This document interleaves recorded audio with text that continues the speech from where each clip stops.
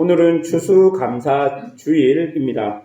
원래 이 추수감사주일은 성경에 나오는 절기나 한국의 전통적인 절기는 아닙니다. 이날은 미국의 절기가 미국의 선교사님들에 의해 한국 교회에 소개되면서 지켜지게 되었습니다. 그래서 이 절기를 지켜야 하나 지키지 말아야 하나 여러 가지 이야기들이 교계 안에서 있었지만 1년을 마무리하는 감사절로 지키는 교회들이 많아진 것입니다. 여러분, 교회력에 따르면 1년의 마지막은 12월이 아니라 11월입니다. 왜냐하면 12월 첫째 주는 대림절 시작이고 그렇기 때문에 교회력은 12월이 첫 해이기에 11월 셋째 주나 넷째 주 혹은 11월 어느 주간에 추수감사절을 보내며 1년을 마무리하여 하나님께 감사하는 절기로 보내게 되는 것이죠. 오늘 우리는 이 절기를 보내면서 우리의 1년을 한번 돌아보고 하나님께 감사할 것이 무엇인지, 또한 우리에게 주어진 알 수 없는 미래의 시간을 살아갈 때 우리가 어떻게 살아갈 수 있을지 본문을 통해서 한번 살펴보았으면 좋겠습니다. 첫 번째로 살펴볼 내용은 두려움입니다. 여러분, 오늘 본문을 보십시오. 1절에 보면 하나님께서 아브라함에게 나타나셔서 너는 너의 고향과 친척과 아버지의 집을 떠나라고 명령하십니다. 아브라함이 언제부터 여호와 하나님을 알았는지 성경은 이야기해주고 있지는 않지만 여호수아서 24장 2절 중반을 보면 이렇게 기록합니다. 옛적에 너희 조상들 곧 아브라함의 아버지 나홀의 아버지 데라가 강 저쪽에 거주하여 다른 신들을 섬겼으나 라고 기록하고 있습니다. 그래서 구약의 유대인들의 관점에서 이 구절을 어떻게 해석하냐면요, 아브라함이 어린 시절 아버지 가족의 그 데라의 우상을 파괴했다는 내용이 나와 있고, 또한 자연을 통해 창조주에 대한 깊은 묵상이 있었다는 내용이 유대인들의 구약 해석집인 미드라시라는 곳에 나와 있습니다. 유대인들은 이것을 근거로 하나님께서 아브라함을 미리 예비하셨다라고 말하지만 우리들의 관점에 보자면 하나님께서는 아브라함의 이런 행동들 때문에 아브라함을 선택한 것이 아니라 하나님의 전적인 은혜로 아브라함을 부르시고 선택한 것을 우리가 알 수 있는 것이죠. 어쨌든 아브라함이 하나님을 알고 있었던지 모르고 있었던지 간에 아브라함에게 나타나 하나님은 갑자기 고향과 아버지의 집을 떠나라고 명령하는 것입니다.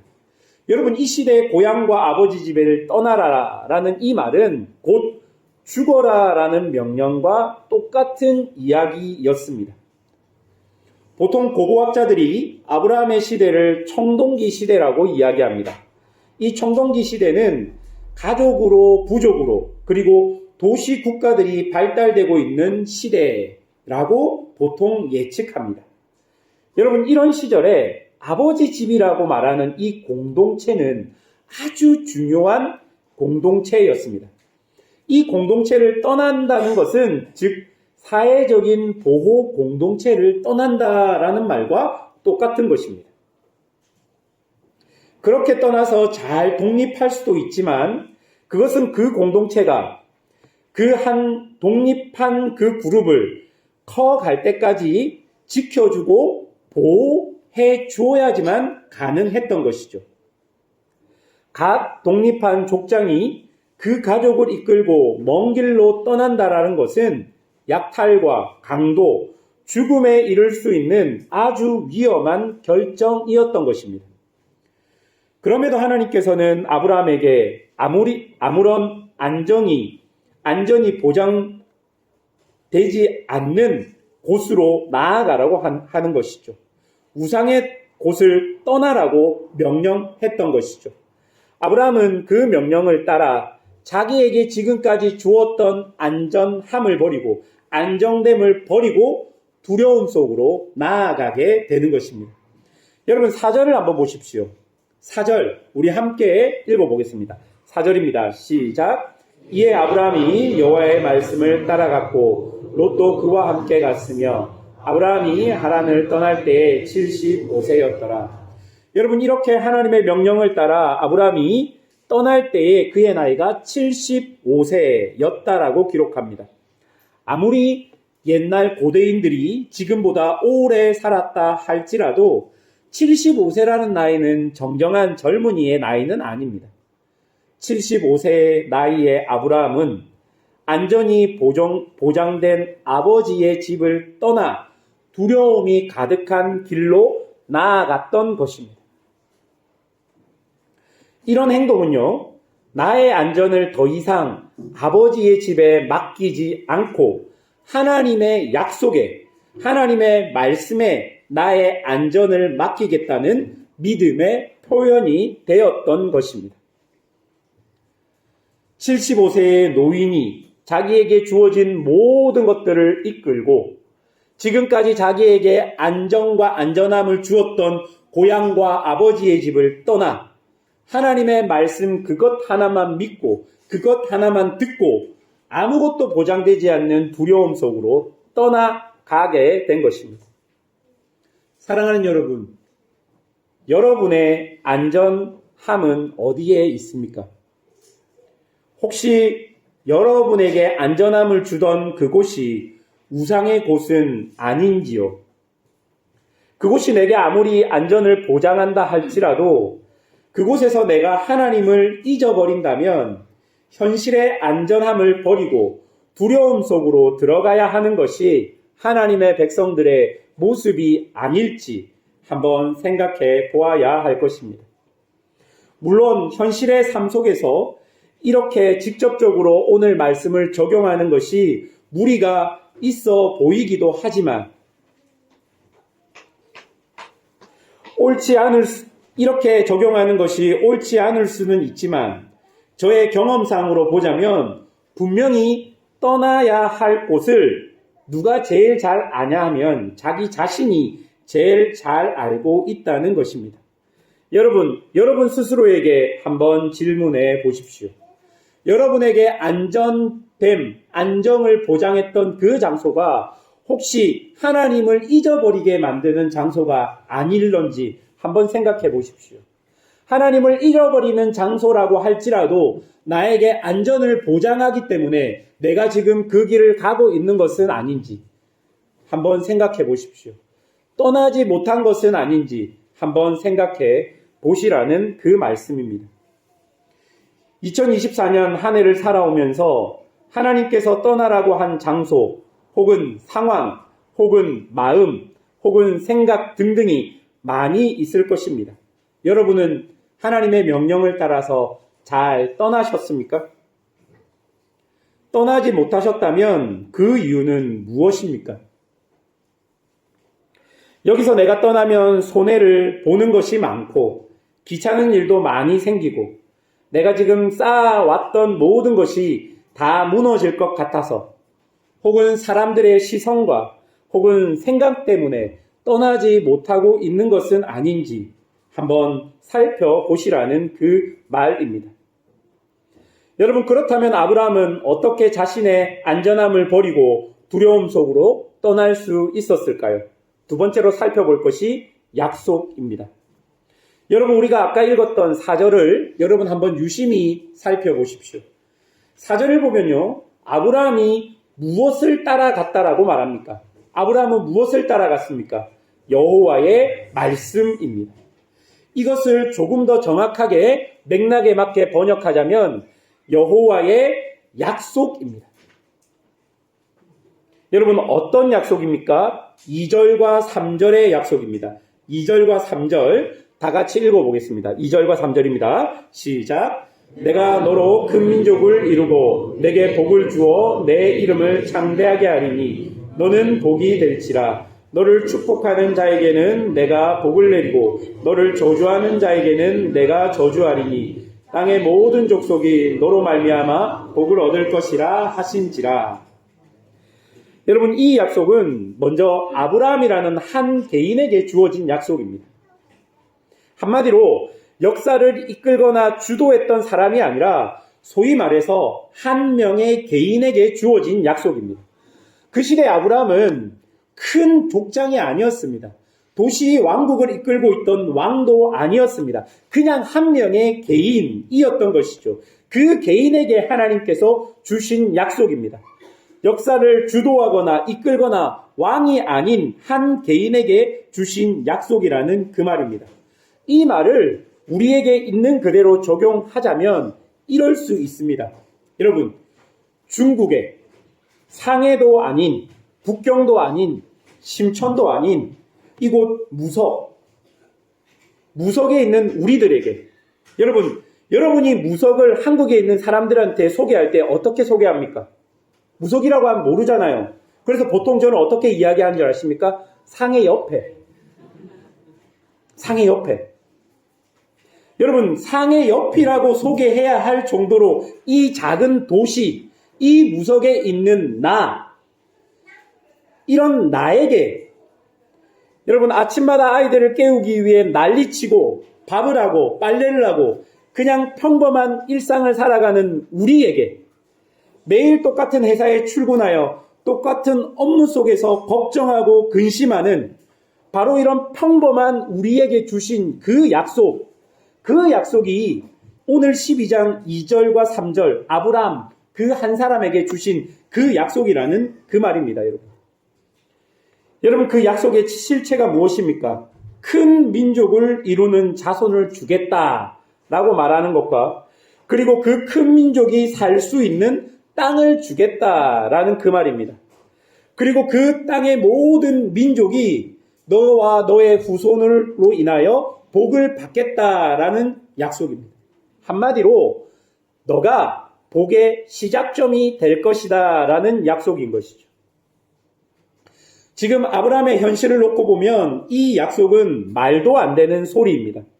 아브라함이 75세가 되었지만 아들이 없었습니다. 그런 사람에게 큰 민족을 이루겠다. 말이 안 되는 약속이죠. 그리고 아버지의 집을 떠나라 라고 말해놓고 뭐라고 이야기합니까? 땅을 주겠다라고 이야기합니다. 여러분, 이 땅을 주겠다는 약속이 현실적으로 이루어지려면 그 지금 아버지의 집이라고 말하는 그 아버지의 그 가족들이 일구어 놓은 이 모든 것들을 내가 이어받는 것이 가장 좋은 방법일 것입니다. 그런데 여러분, 뭐라고 이야기합니까? 그곳을 떠나라 라고 해놓고 또 약속은 뭐라고 줍니까? 땅을 주겠다라고 약속하고 있는 것이죠. 이것은 현실과 맞지 않는 약속일 것입니다. 그리고 한 개인에게 주신 약속으로는 너무 거대한 약속인 것이죠. 무슨 이 보잘것없는 아브라함 한 명의 개인이 민족의 복의 시작점이 되겠습니까? 그런데 아브라함은 보이지 않는 이런 하나님의 약속을 자신의 머리로 수지타산을 계산하지 않고 그냥 주신 약속을 그대로 믿고 그 약속을 의지해서 두려움 속으로 들어간 것입니다. 그래서 아브라함을 사람들은 뭐라고 부릅니까? 믿음의 조상이라고 부르는 것입니다. 이렇게 개인적으로 주어진 작은 약속이 이후 아브라함의 후손들로 이어지고 결국 아브라함과 다윗의 자손으로 이 땅에 오신 예수님께서 오시게 되는 약속의 근원이 되시고, 이 아브라함의 약속은 인류 역사상 가장 중요한 약속 중에 하나가 되어 버리는 것이죠. 하나님께서 보잘것없는 한 개인에게 믿음의 선택을 요구하시면서 주신 이 약속을 하나님께서는 당신의 계획과 당신의 섭리 속에서 하나님의 나라와 뜻을 이루도록 사용하신 것입니다.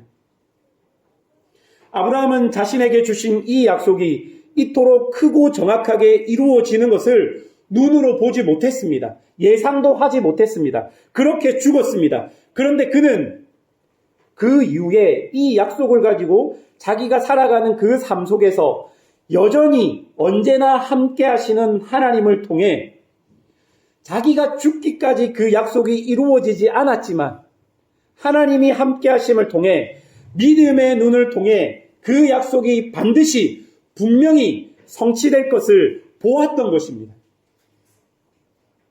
사랑하는 여러분, 하나님의 말씀과 약속이 주어졌다면 한번 그 말씀대로 살아보십시오. 하나님이 살아계시고 지금도 하나님이 역사하고 계신다면 분명히 우리에게 주신 약속과 말씀이 허상이 아니라 나에게는 실체가 될 수 있다는 것입니다. 여러분, 아브라함도 이 약속 자체, 이것이 얼마나 허무맹랑한 소리인지는 알고 있었을 것입니다. 그러나 여러분, 아브라함이 집중한 것은 이 약속을 집중한 것이 아니라 이 약속을 주신 여호와 하나님께 집중하였기 때문에 아브라함이 신뢰하고 믿었던 것은 약속이 아닌 약속을 주신 하나님, 그 하나님을 믿고 그 두려움의 길을 떠날 수 있었던 것입니다.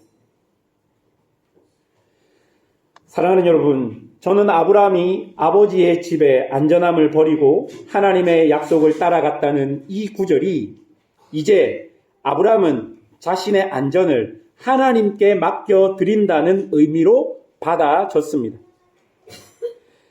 그리고 하나님은 지금 이 설교를 하는 저에게 또한 이 설교를 듣는 여러분에게 동일하게 뭐라고 말씀하고 계시냐면요. 너희의 삶의 안정과 너희의 미래의 안전, 이 모든 것들을 나에게 맡겨라고 말씀하고 계시는 것입니다. 하나님을 믿고 자신의 안전을 버리고 길을 떠난 아브라함에게 너는 나를 믿고 너희의 미래의 모든 것들을 그 안전을 다른 데 두지 말고 나에게 두며 너에게 주어진 삶을 살아가라 라고 말씀하고 명령하고 있는 것처럼 들렸고 보여졌습니다. 코로나 3년을 보내면서 우리는 예상할 수 없는 불확실성에서 사는 법을 어느 정도 배웠습니다. 그리고 우리는 코로나가 끝나면 조금 더 안전하게, 조금 더 예상할 수 있는 삶을, 계획할 수 있는 삶을 살 수 있겠다라고 생각했었을 것입니다. 그리고 여러분, 코로나도 견뎠는데 이제는 쉽겠지라고 생각하기도 했습니다. 하지만 코로나가 끝나고 2년 정도의 시간이 지난 지금 전 세계 경기는 더 좋지 않고 갑자기 터진 전쟁과 기후변화 등등, 어떤 사람은 코로나 때보다 더 모르겠다. 오히려 이런저런 부분은 코로나 때가 더 낫지 않았나라고 말할 정도로 우리는 여전히 안전하지 못한 삶, 예측하지 못하는 그런 삶을 살고 있습니다. 여러분, 우리에게 다가올 미래 역시 우리가 정확하고 완벽하게 예측할 수 없는 그런 상황이 우리에게 벌어졌습니다. 이런 삶을 사는 우리에게 하나님께서 뭐라고 말씀하십니까? 내가 너희의 안전함이 될 테니, 내가 너희의 피난처가 될 테니, 내가 너희의 요새가 되어 줄 테니, 너는 나를 믿고 나의 말씀을 믿고 신뢰하며 너에게 주어진 삶을 살지 않겠느냐 말씀하는 것입니다.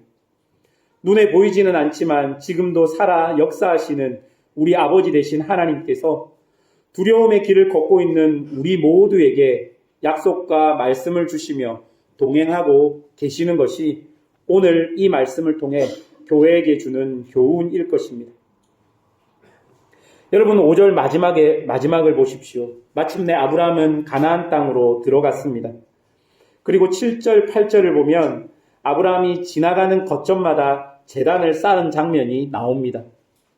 여러분, 이 구절은요, 아버지의 집을 떠나 하나님의 약속을 믿고 두려움 속으로 길을 나선 아브라함이 매일매일 다가오는 공포와 불안함 속에서 어떻게 그 시간들을 보내고 지낼 수 있었는지를 우리에게 보여주는 구절과도 같습니다. 여러분, 물론 7절, 8절은 가나안 땅에 들어온 이후 제단을 쌓은 장면을 우리에게 보여주지만 제가 생각할 때 그 가나안까지 오는 여정에서 아브라함은 공포와 불안함, 두려움이 밀려올 때마다 아마 여호와 하나님께 제단을 쌓고 하나님께서 자신과 함께 하고 계심을 그 예배를 통해, 그 제사를 통해 확인하였을 것입니다. 여러분, 이것이 하나님의 백성들이 삶을 살아가는 방식입니다. 하나님은 약속과 말씀만 주시고 끝이 아니라 우리가 하나님 당신을 느낄 수 있도록 예배와 기도와 찬양과 묵상과 곁에 함께 믿음의 길을 가는 교회와 성도들을 통해 여전히 당신이 나와 함께 하심을 여러 은혜의 방편들을 통해 말씀해 주고 계십니다. 여러분, 요즘 유튜브에서 불신자들에게 가장 인기가 많은 CCM이 있는데요. 여러분 혹시 들어보셨는지 모르겠지만 예람 월십이라는 팀에서 만든 혼자 걷지 않을 거예요 라는 찬양입니다. 이 찬양에 대해 혹자는 하나님도 예수님도 성령님도 안 나와서 찬양이 아니라고 말하는 사람들도 많이 있지만 또 한편에서는 가사가 충분히 하나님을 담고 있다라고 말하기도 합니다. 여러분, 이런 가사입니다. 가사를 한번 들어보십시오. 그대 폭풍 속을 걷고 있을 때, 비바람을 마주해야 할 때, 불빛조차 보이지 않아도 그대 혼자 걷지 않을 거예요. 여러분, 이게 신앙으로 해석하면 은혜가 되는데 이게 무슨 사랑 노래 비슷하지 않습니까? 2절을 보십시오. 두려움 앞에서 하늘을 보아요. 외로운 그대여 걱정 마요. 꿈꾸는 그 길을 또 걷고 걸어요. 그대 혼자 걷지 않을 거예요. 라는 찬양입니다. 제가 이 찬양을 설교를 준비하면서 좀 많이 들으니까 그냥 입에서 흥얼흥얼 거려졌습니다. 그래서 이제 우리 부목사님하고 밥을 먹으러 갈 때 제가 이렇게 걸으면서 그대 폭풍 속을 걷고 있을 때 이렇게 불렀거든요. 저희 부목사님이 그걸 딱 듣고 뭐라고 얘기하는 줄 아십니까?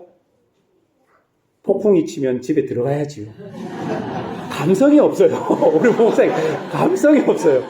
예, 은혜가 팍 깨어졌습니다. 예. 여러분, 설교를 준비하면서 이 찬양을 듣는데 제 마음에는 아버지의 집을 떠난 아브라함의 여정이 많이 생각났습니다. 마치 아브라함이 그 믿음의 길을 가는 그 여정이 혹시 폭풍 속을 걷는 것 같은 기분이지 않았을까요? 자기의 안전함을 버리고 두려움의 길을 한 걸음 한 걸음 걸을 때마다 하루하루를 두려움 속에서 자기에게 딸린 식구들을 가나안까지 이끌고 가야 하는데 강도도 올 수 있고 그리고 여러 가지 위협들이 다가올 수 있는데 밤에 잠을 자면서 기도하지 않았겠습니까? 하나님, 오늘 이 밤에도 나와 함께 이 길을 걷고 있는 우리의 이 가족들 하나님 밤 내내 지켜주십시오. 그렇게 기도하지 않았겠습니까? 아마 아브라함의 성격이 예민했다면 아마 한 시간에 한 번씩 혹은 무슨 소리만 나면 깨었을 것입니다. 그리고 아침이 되면 하나님, 오늘도 우리가 걷는 이 길에서 방향이 흐트러지지 않고 하나님이 원하시는 길로 갈 수 있도록 도와주십시오라는 기도를 하며 그 길을 가지 않았겠습니까? 이렇게 아브라함은 두려움 속에서 제단을 쌓고 여호와의 이름을 불렀습니다. 그리고 그럴 때마다 하나님께서는 그와 함께 하신다는 확신을 그에게 주었을 것입니다. 그리고 아브라함은 여전히 하나님 함께 하신 하나님이 이제 나의 인생에 안전함이 되는구나 라는 것을 그 두려운 길의 여정을 통해 배웠을 것입니다. 여러분, 우리가 드리는 이 추수감사 예배가 두려움 속에서 하나님을 믿고 살다가 잠시 멈춰서 하나님 여기 계시죠? 하나님 지금도 우리와 함께하는 것이 맞으시죠? 라고 묻는 예배일 수 있겠다 싶습니다. 여러분, 하나님은 지금도 여전히 우리와 함께 하십니다. 여러분이 두려움의 길을 걸을 때, 안전함이 보장되지 않는 길을 걸을 때, 방향조차 찾지 못하는 길을 걸을 때, 여러분에게 딸린 식구들의 안전함을 걱정하며 매일 예민한 삶을 살아갈 그 순간에 하나님 여전히 우리와 함께하는 것이 맞습니다. 여러분의 상황과 관계없이 여전히 잔잔한 미소로 여러분들을 바라보시면서 수고했다, 잘했다, 두려움 속에서도 계속 믿음의 길을 걷고 있구나 라고 말씀해 주시면서 여러분과 함께하는 하나님이 오늘 이 추수감사 예배를 통해 이 말씀을 통해 아브라함에게 주신 그 믿음을 여러분에게 동일하게 주고 계시는 것입니다. 그러니 사랑하는 여러분, 감사함으로 다시 일어나십시오. 감사함으로 다시 길을 나서십시오. 하나님께서 주신 믿음의 길로 나아간다면 하나님께서 아브라함에게 주신 약속이 성취되었듯이 우리 역시 하나님께서 우리에게 주신 약속, 그 목적지를 향해 도착할 수 있을 것입니다. 반드시 하나님께서는 우리에게 주신 그 약속의 도착지로 인도하실 것입니다. 그것을 믿고 2024년 잘 보내시고 또 다가오는 2025년 하나님과 함께 시작하는 믿음의 성도들이 되시기를 주님의 이름으로 축원합니다. 우리 함께 기도하겠습니다.